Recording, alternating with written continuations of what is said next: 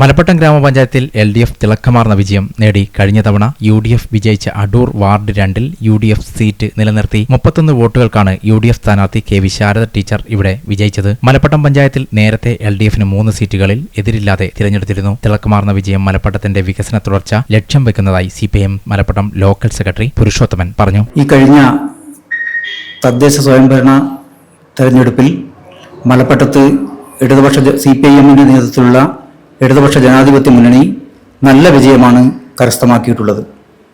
ഇത് പറയുമ്പോൾ തന്നെ മലപ്പട്ടം പഞ്ചായത്തിലുള്ള 1-2 വാർഡ് ഞങ്ങൾക്ക് നഷ്ടപ്പെട്ടിട്ടുണ്ട്. എങ്കിൽ കൂടി അത് തീരെ ചെറിയ ഒരു വോട്ടിനാണ് അവിടെ നഷ്ടമായിട്ടുള്ളത്. അതായത് ഒരു 31 വോട്ടിന്. അവിടെയുള്ള വോട്ടിംഗ് നില പരിശോധിക്കുമ്പോൾ നമ്മുടെ ബ്ലോക്ക് പഞ്ചായത്ത് സ്ഥാനാർത്ഥിയും ജില്ലാ പഞ്ചായത്ത് സ്ഥാനാർത്ഥിയും 77 മുകളിലുള്ള വോട്ടിന് വിജയിക്കുന്ന നിലയുണ്ടായിട്ടുണ്ട്. അതുപോലെ തന്നെ നമ്മുടെ 14 വാർഡ് ഉള്ളതിൽ നമ്മുടെ ഭൂരിപക്ഷം 77 മുതൽ 365 വരെയുള്ള വോട്ടിന് ഞങ്ങൾക്ക് വിജയിക്കാൻ വേണ്ടി സാധിച്ചിട്ടുണ്ട്.